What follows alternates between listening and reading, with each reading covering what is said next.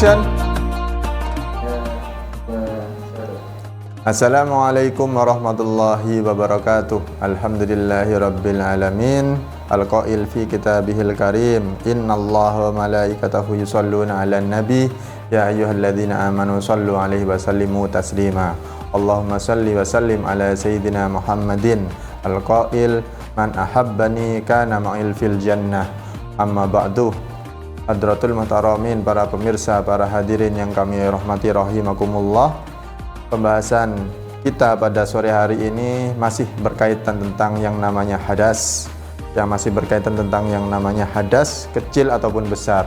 Dan terkhusus untuk sore hari ini kita akan membahas tentang apa saja larangan untuk orang yang sedang berhadas kecil dan berhadas besar, plus seorang perempuan yang sedang haid. Karena kita sudah membahas apa yang dilakukan seorang perempuan ketika sedang haid pada bulan Ramadan kemarin.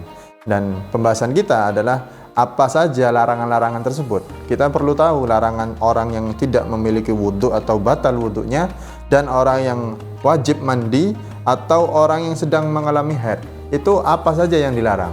Nah, mari kita bahas tentang hal tersebut dalam kitab Safinatun Najah dan dikarang oleh Syekh Salim Al-Hadrami dari Hadramaut Yaman. Dan juga termasuk dari kalangan habaib. Jadi Syekh Salim ini mengarang kitab tentang Safinatun Najah dan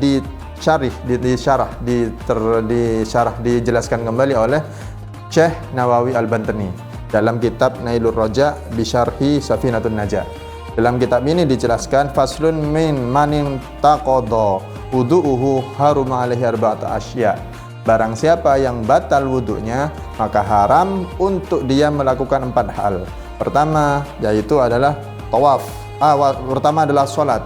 Salat dilarang untuk orang yang tidak memiliki wudu, atau batal wudunya maka dilarang untuk salat. Karena salah satu syarat sah salat adalah terhindar suci dari hadas kecil ataupun hadas besar. Maka apabila melakukan salat tanpa wudu, dia malah bukan dapat pahala, tapi malah dosa, karena larangan untuk melakukan salat ada pada orang yang batal wudunya. Itu yang pertama. Yang kedua adalah tawaf. Tawaf dilarang dalam madhab Syafi'i. Ini dilarang untuk melaksanakan tawaf, karena dalam madhab Syafi'i larangan tawaf itu menjadi, tawaf ini diwajibkan apabila harus terhindar dari hadas kecil, artinya memiliki wudhu, wudhunya masih belum batal. Jadi apabila seseorang itu tawaf tanpa wudhu dalam madhab Imam Syafi'i, maka tawafnya tidak sah. Tidak sama dengan yang dianggap oleh Imam Hanafi atau Imam Hambali. Imam Hambali itu mengatakan bahwasanya tawaf dilaksanakan tanpa wudhu tetap sah, tapi haram hukumnya. Karena tawaf, karena wudhu tidak menjadi syarat sah dari sahnya tawaf, tapi larangan melakukan tawaf apabila batal wudhunya. Itu dari salah satu madhab yang lain. Tapi untuk madhab Imam Syafi'i ini wajib tawaf, wajib wudhu, maksud saya wajib tidak batal wudhunya, wajib masih memiliki wudhu, wudhunya masih belum batal, baru bisa bertawaf. Dan yang kedua, dilarang untuk orang yang tidak berwudhu atau batal wudhunya tawaf. Yang kedua. Yang ketiga, masul mushaf, memegang mushaf Al-Quran. Nah, di sini memegang ini dilarang apabila tidak memiliki wudhu. Batal wudhunya itu dilarang untuk menyentuh Al-Quran. Menyentuh itu seperti ini menyentuh. Nah, yang selanjutnya adalah wahamluhu, dan dilarang juga membawanya. Apa beda antara menyentuh dan membawa? Kalau menyentuh belum tentu membawa, dan membawa belum juga tentu menyentuh.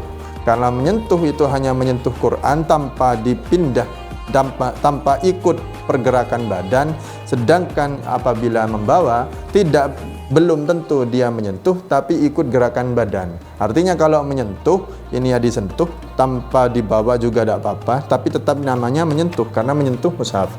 Yang kedua, yang selanjutnya adalah membawa. Membawa ini tidak mesti menyentuh tapi bisa bergerak mengikuti gerakan badan. Artinya apa? Bisa ditaruh di dalam tas, bisa ditaruh dalam saku. Kita menyentuh, tidak menyentuh, tapi tetap ikut gerakan badan, artinya kita membawa Al-Quran, mushaf Al-Quran. Jadi membawa dan menyentuh itu wajib wudhu, wajib punya wudhu. Itu adalah 4 larangan untuk orang yang hadas kecil. Sedangkan kita lanjutkan untuk wayahrumu alal junubi sittatu asya. Sedangkan untuk orang yang junub atau orang yang wajib mandi, ini ditambah 2, selain yang tadi kan 4, untuk hadas kecil kan 4, ditambah 2 jadi 6. Jadi orang yang junub dilarang pertama sholat tadi, tawaf tadi, menyentuh Al-Quran, membawa Al-Quran, walubuthu fil masjid, berdiam diri dalam masjid. Jadi orang yang sedang junub, entah itu dikarenakan haid, entah itu dikarenakan berhubungan badan, atau entah itu dikarenakan keluarnya air mani, itu dilarang dan belum sempat untuk mandi wajib, dilarang untuk berdiam diri dalam masjid. Lah, masjid ini apa? Masjid ini adalah bukan maksudnya di dalam masjid terlalu di teras masjid itu boleh, itu salah. Karena masjid ini, yang dimaksud masjid adalah tanah yang diwakafkan oleh sang wakaf untuk menjadi masjid. Jadi meskipun di teras masjid, di luar masjid, maksud saya itu di terasnya, bukan di dalam masjid, itu masih termasuk bagian masjid. Jadi dilarang orang yang junub, entah itu karena keluar mani, berhubungan badan, atau haid, atau nifas untuk perempuan, itu dilarang untuk masuk berdiam diri dalam masjid, dilarang masuk dan berdiam diri dalam masjid meskipun di teras. Jadi di teras itu juga dilarang karena termasuk bagian masjid. Lubhusul fil masjid. Dan yang ke-6 adalah wa qiraatul Quran. Jadi orang yang junub itu dilarang untuk membaca Al-Quran meskipun tanpa memegang mushaf. Contoh, orang yang sudah hafal Al-Fatihah, Al-Ikhlas, Muawwidzatain, An-Nas dan Al-Falaq, itu berniat untuk membaca ayat-ayat tersebut tanpa mandi wajib dulu, dan sudah hafal tapi niatan untuk membaca qul huwallahu ahad Allahus samad ila akhirih, itu dalam keadaan dia masih junub, maka dosa hukumnya karena dilarang untuk membaca Al-Quran dalam keadaan junub. Jadi jangankan megang dan jangankan membawa, membaca saja. Untuk orang yang junub, entah itu haid, nifas, ataupun laki-laki yang keluar air mani dan berhubungan intim, itu dilarang sebelum mandi wajib, dilarang untuk membaca Al-Quran. Dilarang, haram hukumnya. Jadi 6 tadi adalah larangan untuk orang-orang yang sedang junub. Nambah dari larangan untuk orang yang hadas kecil tadi. Yang hadas kecil 4, yang junub ditambah 6. Nah, sedangkan ini juga ada tambahan terkhusus untuk seorang perempuan yang sedang haid atau nifas. Ini dilarang, lebih banyak larangannya. Untuk seorang perempuan yang sedang haid ataupun nifas, itu pertama dilarang sholat, jelas, karena masih junub, masih mengeluarkan kotoran, darah kotornya masih belum habis. Jadi dilarang untuk sholat. Pertama sholat, tawaf, memegang Quran, membawa Al-Quran, lubusul fil masjid, berdiam diri atau masuk di dalam masjid. Teras masjid itu pun juga termasuk masjid. Jadi dilarang untuk berdiam diri seorang wanita di teras masjid karena termasuk bagian masjid. Saya ulangi, termasuk bagian masjid adalah teras masjid. Bukan dalamnya masjid saja, bukan. Teras masjid juga termasuk bagian masjid. Jadi seorang perempuan yang sedang haid, nifas dilarang berada di area masjid, berdiam diri apalagi. Kemudian wakira, karena masih, ya saya tambah, karena memang masih membawa najis, dan masjid adalah tempat yang suci, maka ketika seorang perempuan itu masih membawa hadasnya masih ada, itu dilarang untuk masuk ke masjid, berdiam diri dalam masjid. Seperti itu. Waqiraatul Quran dan saum, puasa itu pun dilarang untuk orang yang sedang haid. Puasa sunnah ataupun puasa wajib dilarang untuk berpuasa untuk orang yang haid ataupun nifas. Untuk puasa sunnah wajib dilarang, tapi untuk puasa wajib memang pada waktu itu, contoh Ramadan, memang pada waktu itu dilarang untuk berpuasa, artinya dia iftar, artinya berbuka tanpa puasa. Tapi ketika sudah tidak haid lagi, meskipun sudah tidak Ramadan, tapi tetap wajib kodok puasanya, wajib dikodok puasanya. Ketika tidak berpuasa gara-gara halangan, itu wajib dikodok. Ya, selanjutnya puasa yang selanjutnya adalah tolak.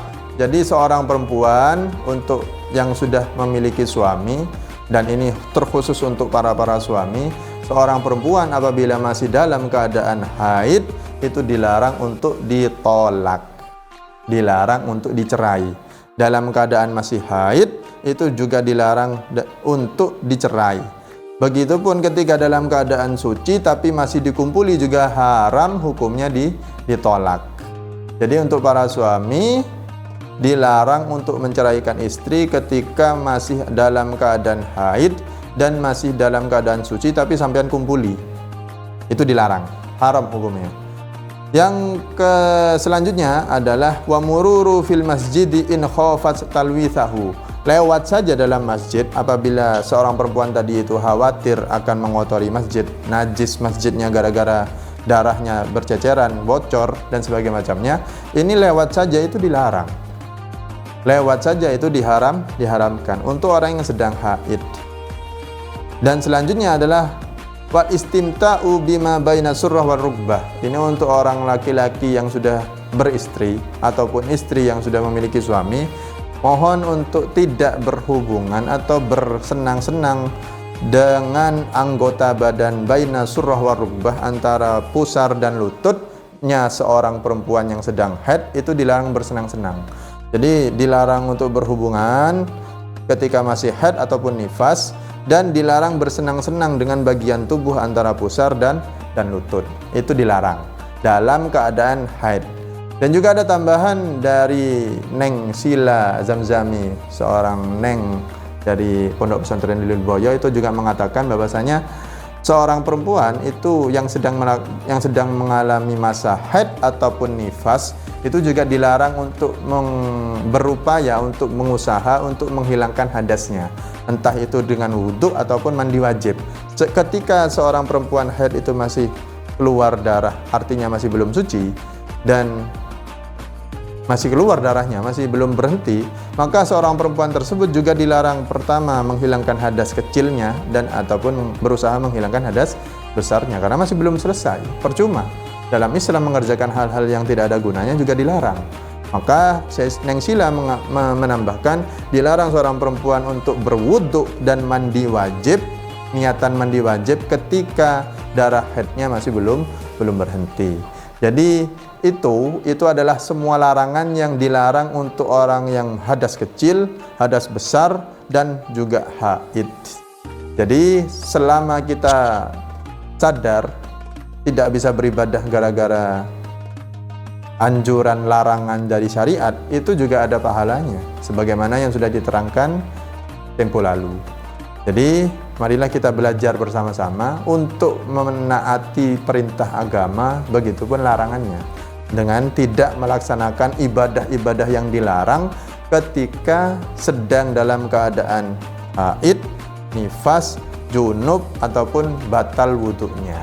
Jadi itu saja dari kami. Selamat berbuka puasa untuk semuanya.